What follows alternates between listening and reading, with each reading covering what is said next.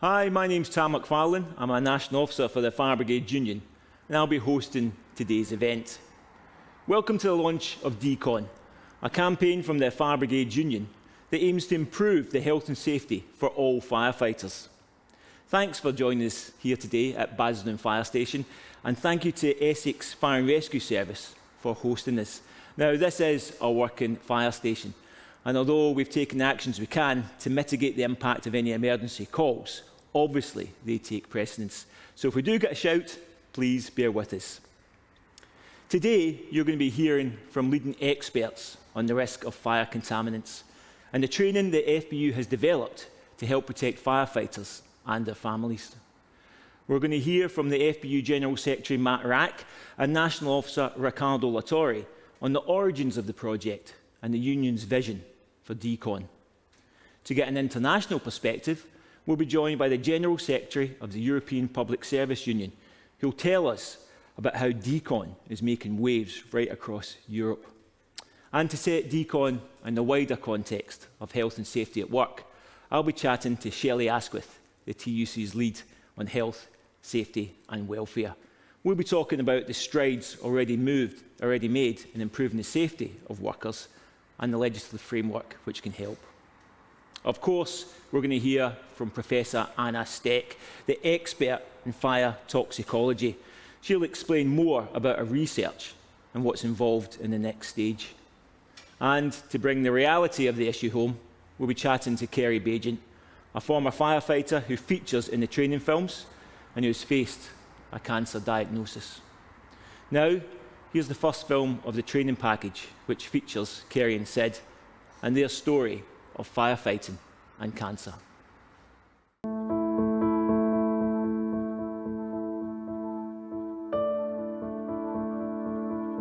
I had a lump come up my neck, which was identified by the wife. But I tend to have lumps, I've got one there in my arm. At the beginning it was quite small, and then a few months later it just seemed to be getting bigger. So I persuaded him to go to the doctors. I went to the doctor because I had pain in my right breast, and she said that she thought I was suffering from menopausal symptoms, but I needed to get checked out at the hospital. And I went to the hospital for a mammogram, and I had a lump in my left breast. And yeah, it just kind of takes your breath away. There was about a 5p piece size of matter on the back of my tongue, which appeared to be cancerous. That's a real moment in time when someone tells you that. Yeah, it's so raw, it's so quick. You're now not in control of your own life, your own body. You're not sure what's going to happen next. So the confidence that I had before went. We did make plans for what was the worst case scenario, and how would we manage it as a couple, how would we talk to his children about it. Your whole perspective on life just changes overnight. As soon as you get that diagnosis, like I said, my legs went, you start thinking about death. Now I question things I would never have questioned. I feel less confident about how I look as a person. I feel different. Yeah, it's life-changing. You're thinking all the problems you're creating for your family and your friends, and your close family on station as well, And there was days where you just thought, I don't want to wake up. Not good times. Many people think that once their treatment's over and done with, that it's get on with normal life, but actually they're still living with the fact that they've had this huge life-threatening illness. I'm conscious that it could come back. I'm on medication for at least 5 years to kind of prevent it coming back.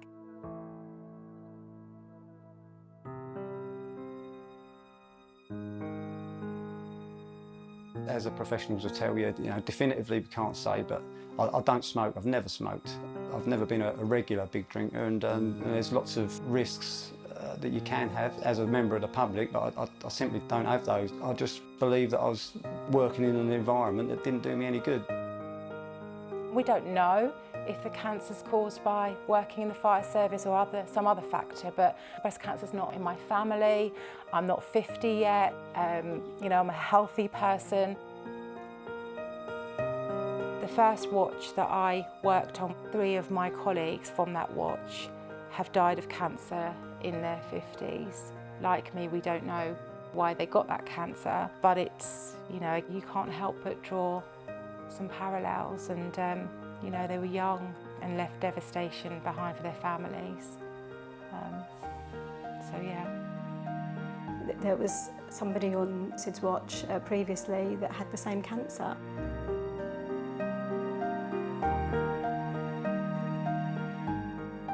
It does go through your mind, you know, have I brought this into my house and contaminate them?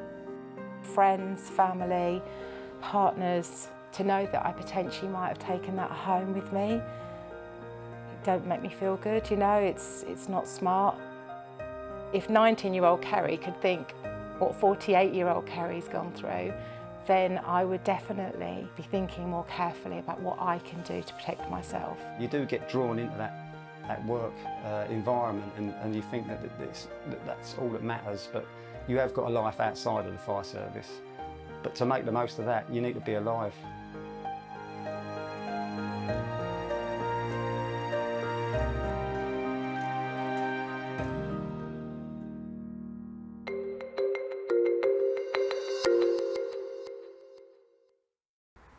Afternoon everyone, and welcome to the launch of Decon, a brand new campaign from the Fire Brigades Union which aims to help firefighters protect themselves, their families and others from harmful contaminants, because the health and safety of our members is paramount to us as a union. As firefighters, we all know a co-worker who has had or is tackling or has sadly died from cancer, this horrible disease. The campaign and the research behind that aims to tackle that head on. For the past 3 years, the Fire Brigades Union have been working with Professor Anna Steck and the University of Central Lancashire to better understand the link between fire contaminants and cancer. Our initial research published last year found that firefighters are more than 4 times likely to get cancer than the average working person, with skin, head and neck cancers more common than the average. As firefighters, we know the risks we face on a daily basis. There's no denying it's a dangerous job.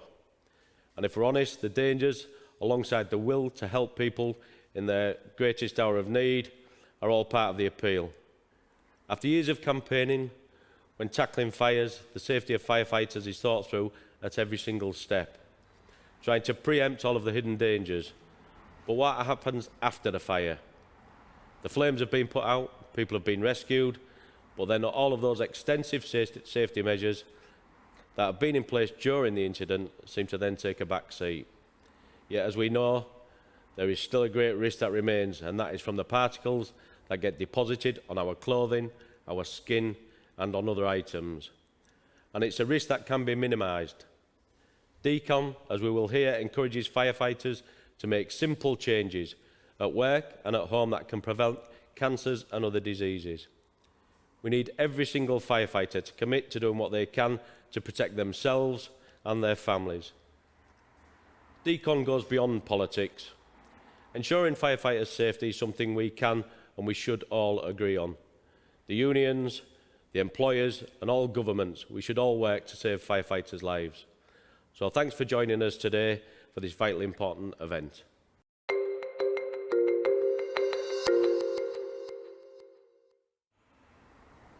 Okay, to tell us more about the project, I'm joined by FBU General Secretary Matt Rack and our National Officer Ricardo Latorre. Matt, Ricardo, welcome. Hi, Tim.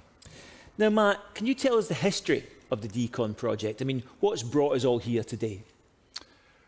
We've been aware of elements of contamination issues for decades, most notably with asbestos, and many of us will have been to fires where we've had to record the fact that there was asbestos present in the fire or in the building. In recent years, there has been a growing debate across the world, actually, among firefighters around broader issues of contamination and the link to cancers. And I have to say that, sadly, other parts of the world have in some ways led the way. So there's been a lot of work in North America, in Europe, in Australia, and to some degree we lag behind in the UK.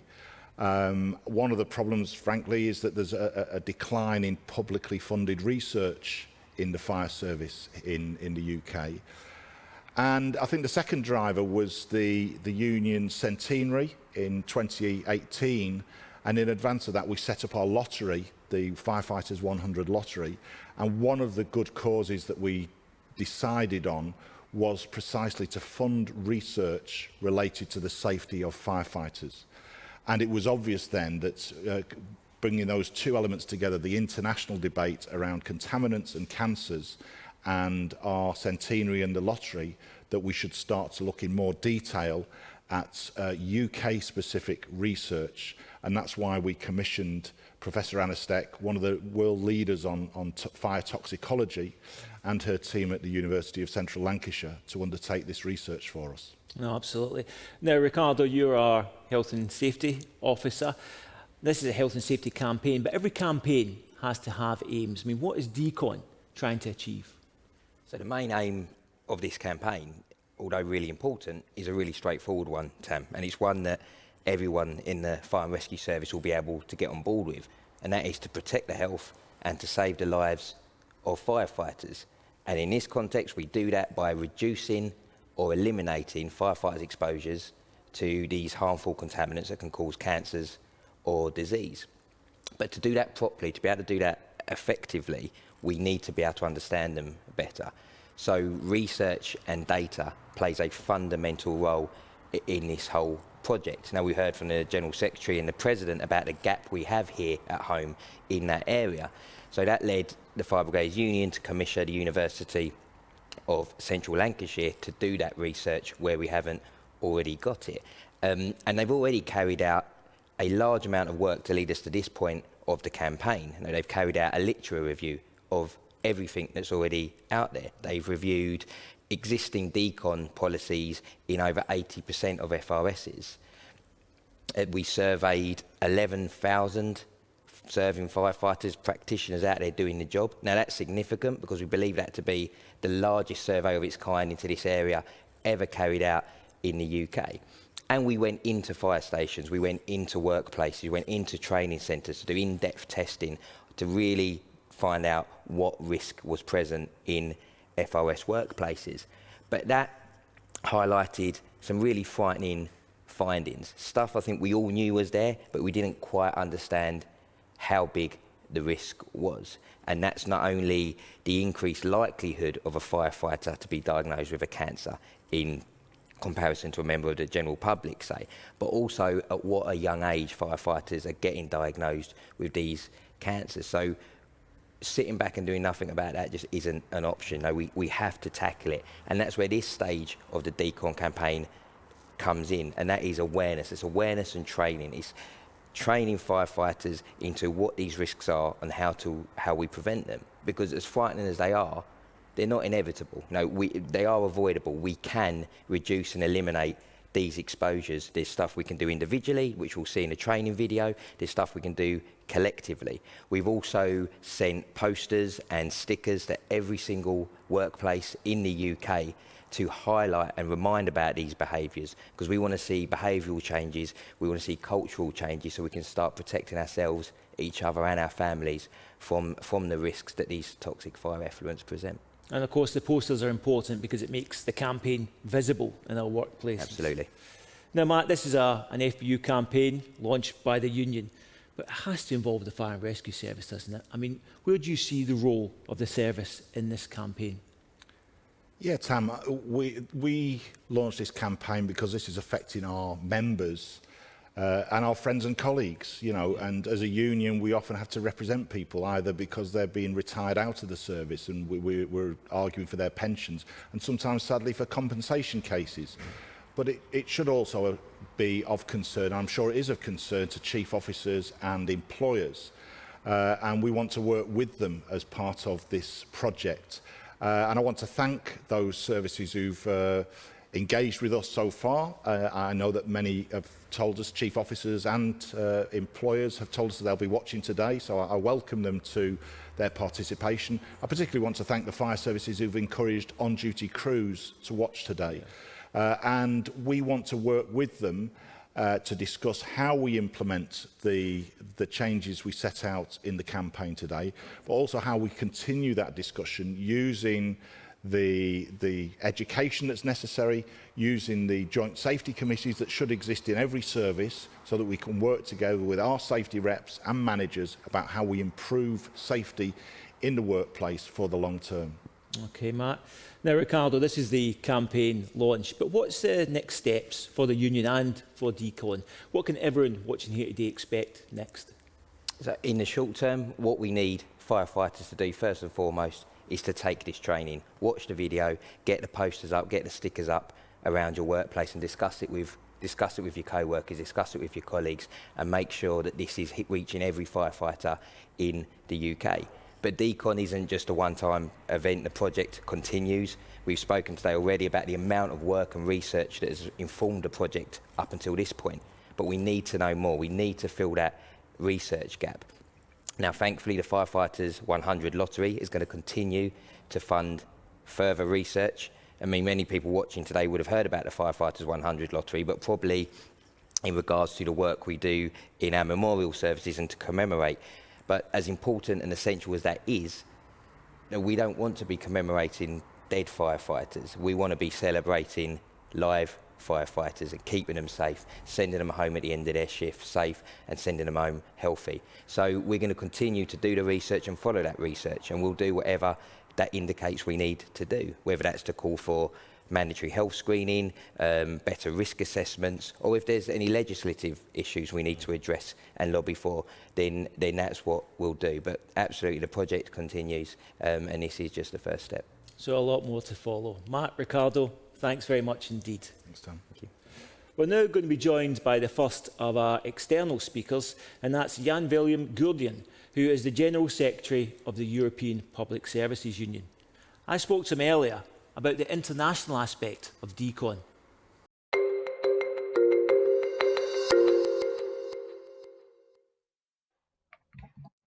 Jan Willem, thanks for taking the time to speak to us. What is it about Decon that's interesting to EPSU? Why is the project important internationally? Thanks very much for inviting me to talk with you and to give the views of EPSU, which is the European Federation of Public Service Unions in Europe, and Europe broader than the European Union. We think this report is a great tool as it provides scientific evidence in a way which is accessible on this vital topic, a topic which is vital for the health of each firefighters in Europe. So first of all, let me thank you for this initiative and the work of your team for doing this. Each firefighter, the men and women in the emergency services as well, I mean, who provide help to our community, who endanger their lives, rescuing others, I mean, they also deserve a very safe and healthy workplace. And therefore, awareness, knowledge, prevention, recognition of cancers, which can be caused by all kinds of contaminants for firefighters, is actually a priority for many unions, many firefighters unions across Europe. And we are supporting the project and the dissemination because we think other firefighters can benefit from the work you have done. And we especially look at Central and Eastern Europe, where our comrades may not have the resources, especially to develop their own material, and they don't have enough knowledge of the English language. So that's what we will be supporting as well with on the basis of your project. And it is part of our campaign, Stop Cancer at Work, which is a transnational fight. I mean, we know cancers and substances that cause cancers, they don't stop at borders. So our firefighters network is helping to spread knowledge of this, which we think is very important, your project and the tools it provides. Thanks. Now, we understand that there's currently discussions in the European Parliament about legislative changes. Can you tell us more about this? Yes, the European Union is addressing cancers at work, which they call very technically Carcinogens and Mutagens Directive. We, the firefighters unions in Europe, and the FPU has been part of that, have also forced the European Parliament rapporteurs on this piece of legislation to include some of our amendments in this directive, this revision of the directive, which is now being negotiated between the European Parliament and the Council. The Council represents the member states. Apart from that, we're also looking at the revision of the EU legislation on asbestos, and all our amendments have been accepted by the political groups there. The vote there will be on the 24th of September. So we're also not letting go of that. And if adopted, we know the UK is no longer a member of the European Union, but if adopted, these pieces of legislation will certainly be also positive markers for the UK, but also other European countries beyond the European Union, and they can take inspiration from that legislation and possibly seek changes in their own legislation as well. Um, Again, our firefighters network is an important place for exchanging of these developments of the legislation and how we can support one another. And we think that is quite important for all of us. Absolutely. Solidarity crosses borders. Now, this is important legislation, obviously, for the United Kingdom. Can you give us and the people that are watching today a snapshot of what other European countries are doing in contaminants? Is there similar research and training being provided elsewhere? Of course, the matter is complex, and every country has its own little finicky points, as we would say. Um, but you probably know the example of the so-called Swedish method for cleaning of equipment, which is something which is pioneered with by the Swedish firefighters. It was actually awarded about 10 years ago, the level of EU good practice. But even with that method, critical the critical part stays, of course, with the implementation of the protocols which are inherent in that model, and that's something our Swedish colleagues are working on to have that method known and implemented correctly. So in Sweden, another line of work is done by our colleagues in Germany from the German union Verdi. They are looking at analyzing the cotton linen and the underwear after interventions. They are about to finalize a report of their analysis of because it has shown that there are traces of exposure in blood and to a lesser extent in urine. Uh, they are all below the threshold of each contaminant, but together, of course, constitute a sizable risk for firefighters. And the report shows that the protective equipment is important, and it also shows that it needs to be kept properly. So prevention is important to follow. Absolutely. A last example I want to mention to you is from our colleagues in Italy, our colleagues of the Italian union CGL. They have been working on a pilot project on what they call an intervention diary. So the interventions have to be recorded, as well as um, the particles which are released, including nanoparticles, for example, under helmet covers.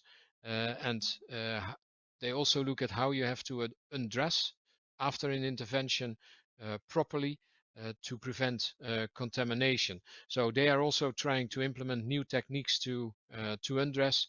They work on simulations to ameliorate the processes for sanitizing and replace the personal protective equipment to reduce risks as much as possible. Maybe a final word, Tom.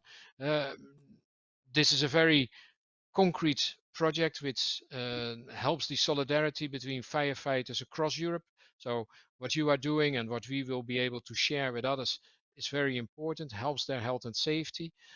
But in a broader context, I think solidarity is the driving force of our firefighters network, of the firefighters in Europe. Could also not be otherwise, I would say.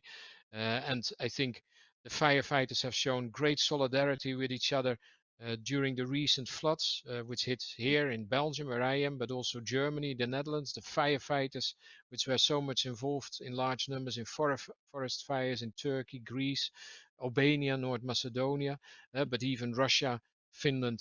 And that, of course, means that an issue like climate change, which is not bound to our own, to the confines of our own countries, it just shows how our struggles are connected when we face up to capitalism, to conservative governments, to the wealthy who are undermining funding for our fire service and public services, and what we have to do to stand together to oppose that. So I would say your project is a very good example of that solidarity which is so needed in that broader context of our fights.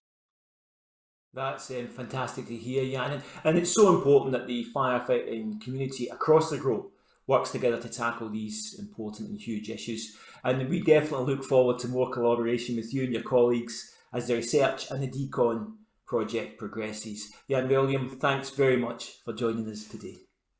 Thanks, brother and sisters in the background. Keep well, and I'm sure we will be in touch and have happier moments in the future to celebrate together. Keep well. Solidarity to you. Solidarity, Jan William.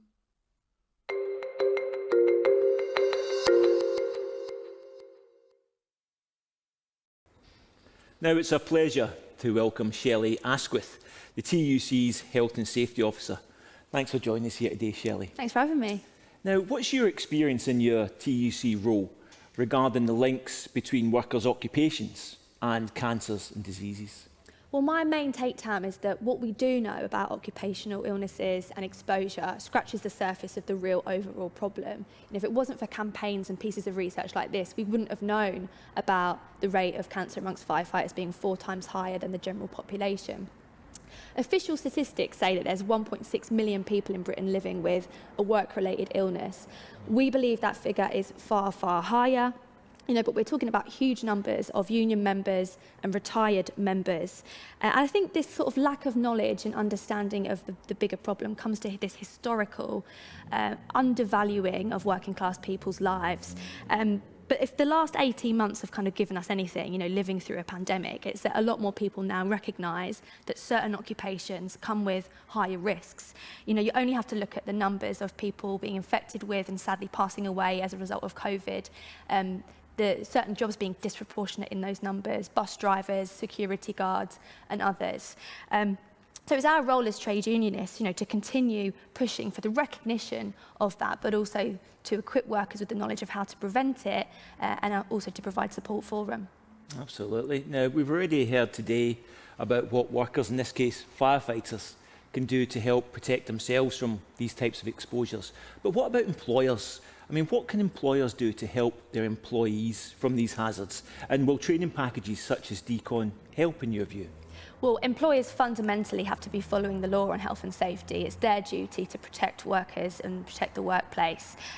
Carrying out those risk assessments, the cost assessments, putting into place the control measures, making sure the control measures are being followed, providing PPE, providing the right information and training to members. And it's up to us as union safety reps to hold them to that, but not only to make sure they're doing the bare minimum when it comes to the law, but also going above and beyond that, not just providing PPE, but to the highest possible standard, not just carrying out testing, but doing it as frequently as possible. But we also want more health and safety training for employers as well. We're not there as safety reps to be the experts, we're the activists, but ordinarily it's union safety reps that tend to be more knowledgeable, more trained up than their superiors. And it's obviously workers who do the job that know best how to do it safely. So unions and the TUC as well are there to provide that training, those additional tools, to give workers the know-how of how to keep themselves safe, but also the confidence to make the arguments to the employers of what needs to happen. And I think this FBU package, the Decon campaign, is absolutely vital. I hope that all members access it, use it, but I also hope that employers look at it as well and remind themselves of their own responsibilities. Yeah. Now, unfortunately, despite the best efforts of our local health and safety reps, some workers are still being exposed to harmful substances. Now, in some cases, such as asbestos, there's legislation in place for when this happens. Can you tell us about this? And also, why isn't it in place for all diseases that we believe can be related to work? Yeah, as you say, too many workers are still being exposed to harmful substances at work. There's the control of substances hazardous to health regulations that put legal limits in place for how frequently workers can become exposed. You mentioned asbestos, and I think particularly with asbestos, a lot of people think of this as a legacy issue. It was 40 or so years ago that we learned about the risks. People kind of think it was dealt with, but actually it still remains the biggest workplace killer. The number of people being diagnosed with mesothelioma, the asbestos-related cancer, and passing away from it is on the rise. It's not falling. And so, we know that there are certain occupations with high rates of these illnesses. Thinking about asbestos in particular, you've got construction workers, firefighters as well, but often jobs that people don't know about, like teaching. Huge numbers of our schools have got asbestos still in them. So I think there's a lot that the general public need to learn, as well as our own members. And despite those laws that I talked about, talking about safe levels of exposure, when it comes to asbestos, that's not something that we agree with. The TUC and our unions believe there's no such thing as a safe level of exposure to asbestos. There's no such thing as a safe type of asbestos. We want to get it removed entirely, and we're doing some research at the moment looking at the levels of asbestos in public buildings. But it's thanks to the hard work of unions, fundamentally, that means that certain occupational diseases like mesothelioma are recognised, that there's support in place for those victims, things like access to industrial injuries disablement benefit. But it's not enough. We're doing political work to make sure that that compensation is going up, that families are getting more support. But as you say, there's certain illnesses that aren't recognised at all. And it can be a very, very slow process. We're campaigning as well to get COVID recognised as an industrial illness, but we suspect that might not happen for some time. I know there's work being done around firefighters' cancer, hopefully being prescribed in the future. And we've got workers' reps on the board, IAC, the Industrial Injuries Advisory Council, who are making those arguments. It can be a slow process, but that's why campaigns like this are so vital to kind of push that argument in the public sphere. Absolutely. Now, Shelley, we're going to have firefighters watching this, but also people from other industries and other union members. I mean, what message would you give them in your role as a TUC's Health and Safety Officer to help reduce and eliminate these types of exposures at work? Well, the one-word message is always organise. The most important thing we've got is our numbers, is our collectivism, is our ability to take action over safety hazards. That is what has won us safety protections in the past, and that is what is going to keep them there in future and enhance them going forward. We talk about employers being careless with safety, we talk about the government being callous, the safety regulators being too tame. We have to fight to change that, but in the meantime, it's our unions who are the front line to protect our own health and safety, and that can take action over that. We can't rely all the time on other institutions to do it for us. So the main message to your members and anybody else that's watching is obviously to organise. And it's not enough just to join the union, but put yourself forward to become a rep, become a safety rep. In my opinion, that's the most important job there is in the movement. It comes with the additional rights to carry out inspections, to sit on committees, take the training that's on offer from the TUC, the FBU, that's out there. Get stuck in. That's a great message. Thanks very much, Shelley. Thank you. Right, we're now going to move on to the science part. As part of the training package, we filmed Professor Anna Steck to explain how the science works and why it's so important for firefighters to be aware of contaminants.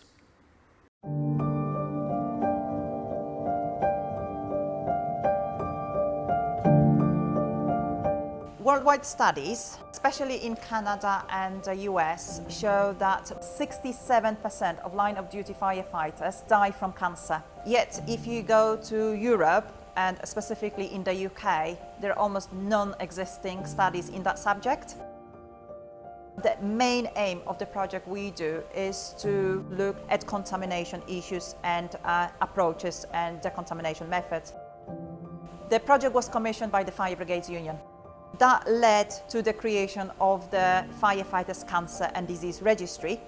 The main aim is to identify link between firefighters' exposure to the occupational cancer.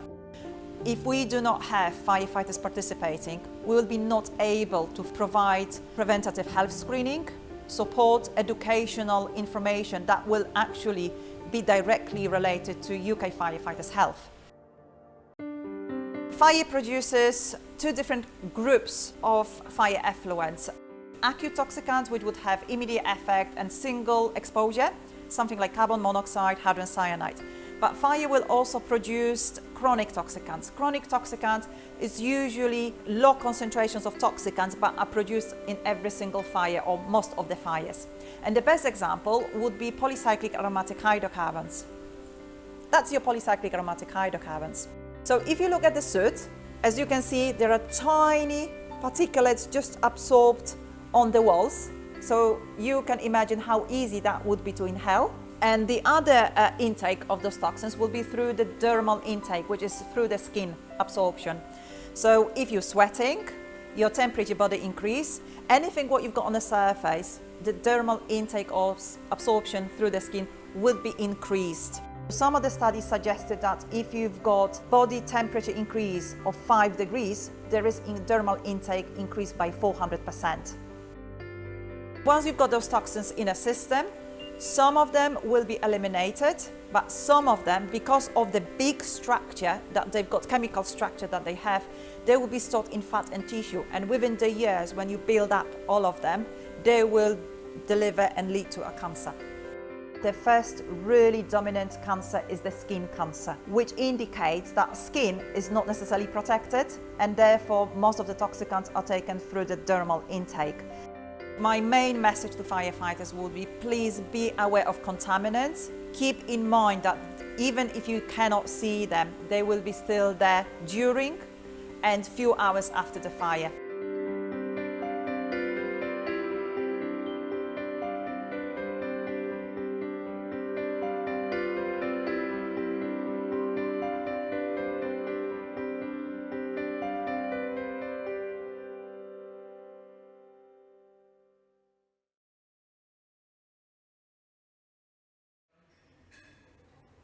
Unfortunately, Professor Steck couldn't join us here today, but Riccardo Latore caught up with her earlier to talk about the joint work of the FBU and the University of Central Lancashire.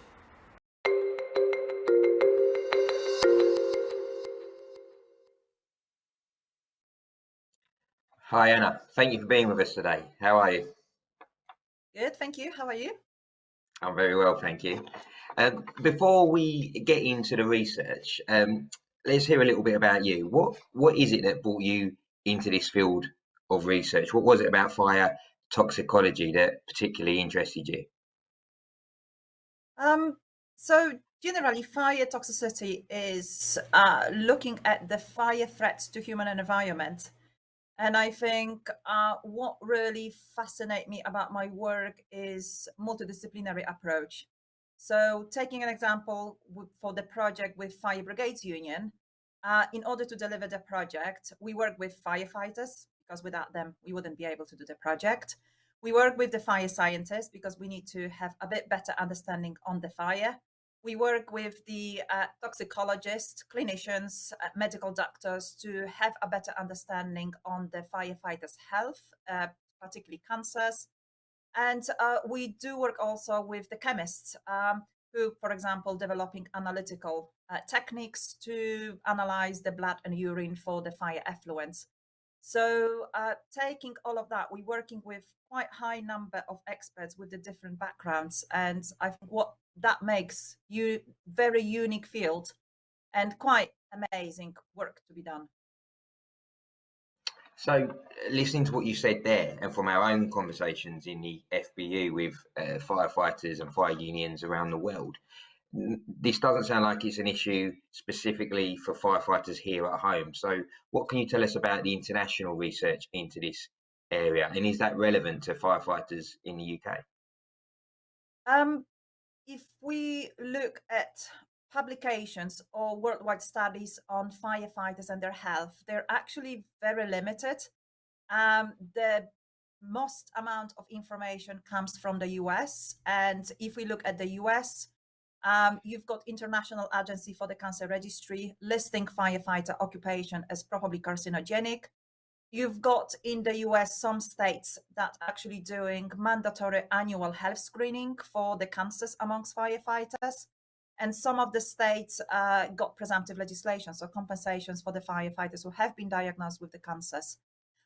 So taking that into account, you've got quite nice wealth of information on the firefighters and higher rates of cancers amongst them. But if we take this to Europe or the UK, there is very, very limited information about it. In the UK, there is almost nothing existing in order to identify if there is any risk of firefighters having cancer, if they've got higher rates compared to general population, and so on. So a lot of more needs to be really done. Okay, so in the film, you talk about some of the findings of the research so far, and there's plenty in there that make us as firefighters sit up and listen. For you, as an expert in this field, what were the most surprising findings of this research so far for you? I think the most surprising fact would be coming from the best practice document. So for the best practice document, we ran 3 months national questionnaire. And over 3 months, we had nearly 11,000 responses. The questionnaire was limited to the serving firefighters. And I think the most amazing and the most, at the same time, the most depressing outcome was to find out that you had over 4% of serving firefighters diagnosed with the cancer. And in my expectation, generally cancers are taking years to develop. So the expectation would be that the higher rates of cancers would be amongst retired firefighters who were actually excluded from this questionnaire. I think the other amazing part of that work would be the impact that the best practice made, particularly in the Europe. So far, we've got 5 countries that either translated or currently translating this document into their language to adopt it in their countries. And particularly one country, for example, the government adopted the best practice as a mandatory document with all the recommendations to be adopted and distributed within the next 3 years. So yeah, pretty amazing. Well, so that's a significant amount of work, research, and evidence there. What is it in there for you that makes this training for firefighters so important, so vital? I think I will put academic hat on it. And I would say we've got a phrase which is cultural awareness training. And you've got 3 facts. One is increase awareness on the contaminants, so we can minimize exposure of firefighters to toxins. You've got trainings, so together with the awareness, we can change the culture, so we can make it as a habit that the contaminants issue is taken quite seriously and also taken with the proper action. So far, your research has proved vital, and particularly with areas like you've mentioned there, the cultural changes, we believe life-saving as we go on.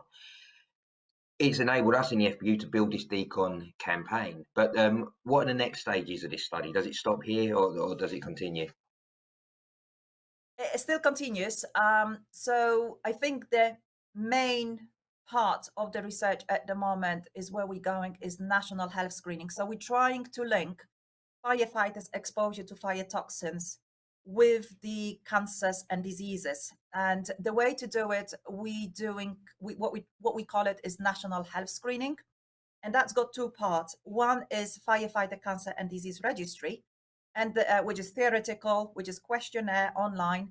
And the second part is actually practical, where we're looking at the health screening of around 1,000 firefighters for specific fire effluents that are commonly released in fires and they're carcinogenic, and also for specific cancer biomarkers. In that way, combining information from the firefighter cancer registry and also through the national health screening, we can create a protective shield that will not only allow firefighters to understand better on the risks associated with the work, but also protect the life and health by, for example, early detection of the cancers. So you've spoken about the next stages there in the research, and that more research is vital in understanding these links between fire contaminants and cancers. Now, as you've picked up, this is an issue incredibly close to the hearts of firefighters everywhere. So what is it that firefighters themselves can do to assist in this research?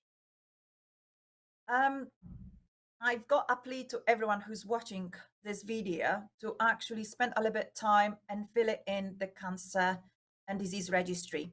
The firefighters cancer and disease registry is for all firefighters. That includes serving and retired, those who have been diagnosed with the cancer and other disease. But equally, we need firefighters who did not get any diagnosis, because the questionnaire will help us to understand on firefighters' jobs and taken tasks and their exposure to contaminants, the frequency of their exposure to contaminants, types of the contaminants that might lead potentially to kind of health defects like cancer or disease. The firefighter cancer registry will allow us to combine all the information that we would like to take then for the national health screening, which is biological testing of the blood and urine for those types of contaminants that can be related to specific cancers which are coming from those exposures. So yes, I'm asking for all firefighters to take part in the cancer and disease registry. So we've spoken there about the huge amount of work and research that's already been carried out. You've set out the next stages, which will improve that understanding even more. But what is the ultimate aim of this project for you? For you, in an ideal world, what would firefighting look like in 10 years' time? I would probably go for 3 points. Dream come true. I would go for first, increasing awareness on the fire contaminants. Anecdotally, if we look at the fire toxicity is looking at the fire threats to human and environment, and yet you would think that it should be included in any fire assessment, and if we look closer, it's absolutely neglected and disregarded in any of the form. So I would say awareness on the fire contaminants training, and I would say in terms of mandatory training and awareness. The second one would be annual health screening that can lead to the early detection of any changes that might potentially lead to the cancers or diseases. So we can detect it earlier, we can protect firefighter health and life. And I would say something what I call exposure data logbook. So recording firefighters' incidents and their exposure to fire toxins. So then they can use it, for example, for the presumptive legislation or compensations, which actually firefighters absolutely totally deserve. Anna, thank you so much for your time today, and thank you for all of your work on what we in the FBU believe is going to be life-saving research. Thank you. And I thank Fire Brigades Union for their support. Thank you. So this is the part where all firefighters need to sit up and listen. Here's what you can do to minimise the risk of contaminants. 11 simple behaviours which, to be frank, could save your life.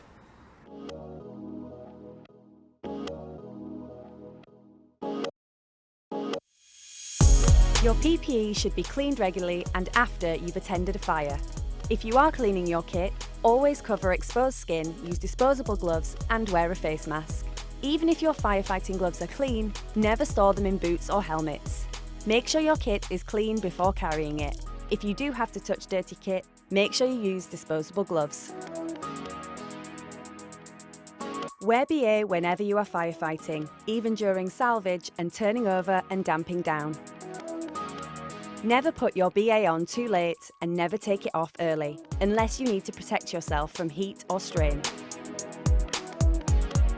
After you attend a fire, change into a clean t-shirt before you get in the appliance. Facilities need to be provided to protect your dignity.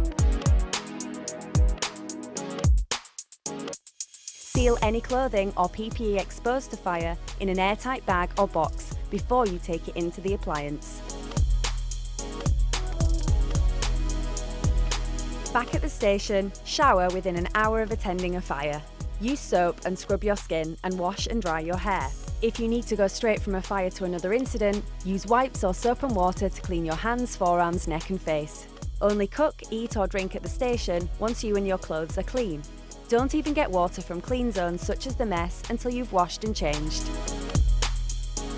Check your kit for visible damage every shift. And your brigade should be getting someone who is trained to find damage to check it regularly, at least every 3 months. Shower and change your clothes before you drive home. Avoid carrying clothes that have been exposed to fire in your car. If for any reason you do need to, seal them in an airtight bag or box. Remember to wipe down your steering wheel, handles and dashboard often. Regularly wipe down your phone, wallet and other objects you carry to work, using one wipe for each item. If you couldn't shower and change at the station after the last fire you attended, get straight in the shower once you get home. Make sure you don't hug, kiss or touch anyone until you've washed and changed. Put bags that you take to the station through the wash regularly. Wash the bags alone and run the rinse and spin setting afterwards. Facilities should be made available to wash work clothes at work away from home. Not all fire and rescue services have this in place yet. If you have taken home work clothes that have been near a fire, tip them directly into the washing machine from the bag or box they should be sealed in. Don't touch these clothes with bare hands, and don't mix them with other laundry or leave them lying out. After you've washed the clothes, run the rinse and spin cycle to clean the machine.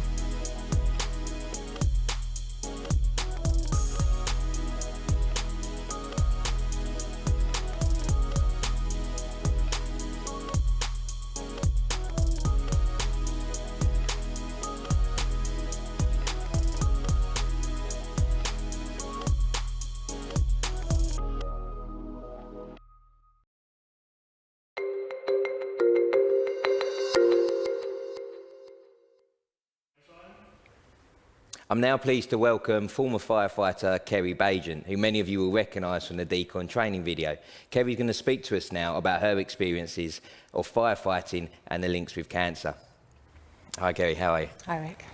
Thanks for being with us today. And first, speaking on behalf of everyone at the Fire Brigade Union, I would genuinely just like to say thank you for showing the courage to you and to Sid, who we also saw in the video, of sharing their stories with us, in attempts to help other firefighters. So thank you for that. What was it that made you feel like you could be involved in this and you wanted to be involved in the Decon project? Yeah, I mean, it's obviously not an easy thing to do, to sort of talk about your own experiences, but I've worked with firefighters who sadly have lost their lives to cancer. When I got my diagnosis, it was a huge shock, and then taking part in the Fire Brigade Union survey just made me realise that there was potentially a link, and there's something that I could do to help firefighters understand that link, and I just really thought it was important to be involved with that.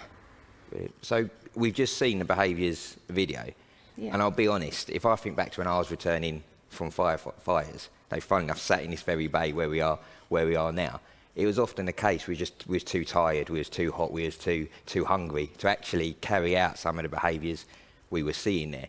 If you look back to when you was on station, do you recognise these behaviours? Do you think they were taking place? Oh, absolutely.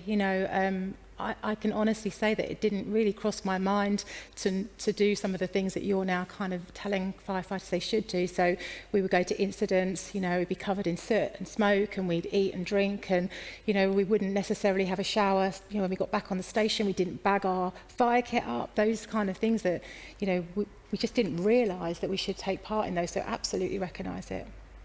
So when it comes down to it, the actual job of firefighting, it doesn't change that much. So do you reckon there'll be barriers? And we're saying we want people to do this. We understand it's going to be a cultural and a behavioural change. Do you foresee any barriers in firefighters taking on these new behaviours, and what could we do to encourage them to take this really seriously?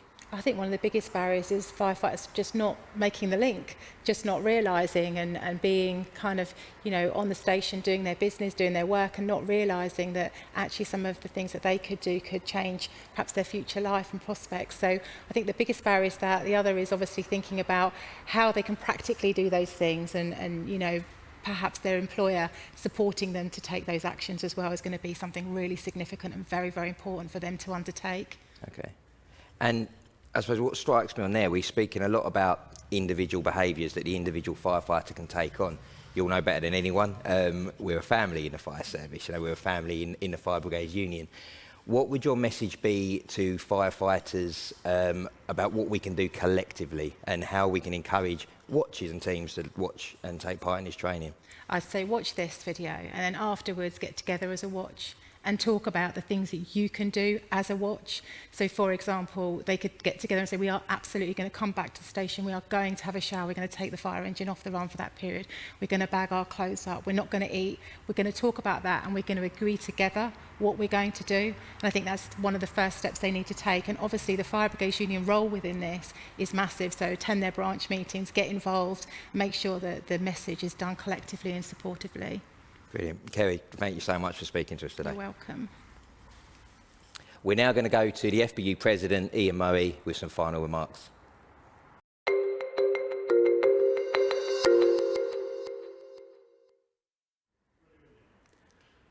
On behalf of everybody at the Fire Brigade Union, thank you for joining us today. And to the firefighters watching, I'd make this plea to you. Please do the training. Put the posters up around the fire stations, around your workplaces, and importantly, talk to those that you work with about the changes that they can make to make themselves and their families safer. It's not an exaggeration to say that making these changes will save lives.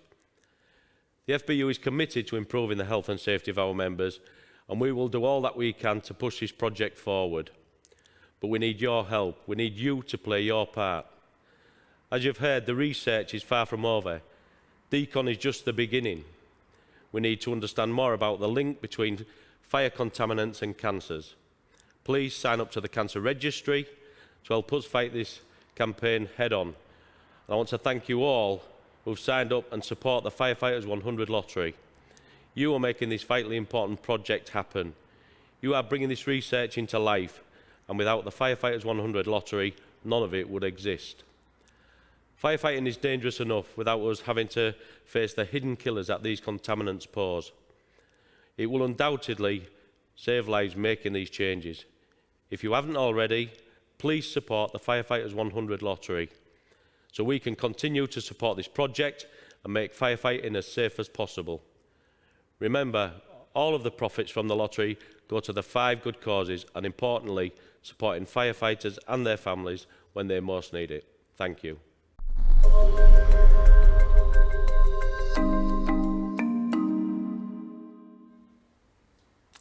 Okay, so we've come to the end of the lunch now, and we're joined once again by FBU General Secretary Matt Rack, just to discuss some final points.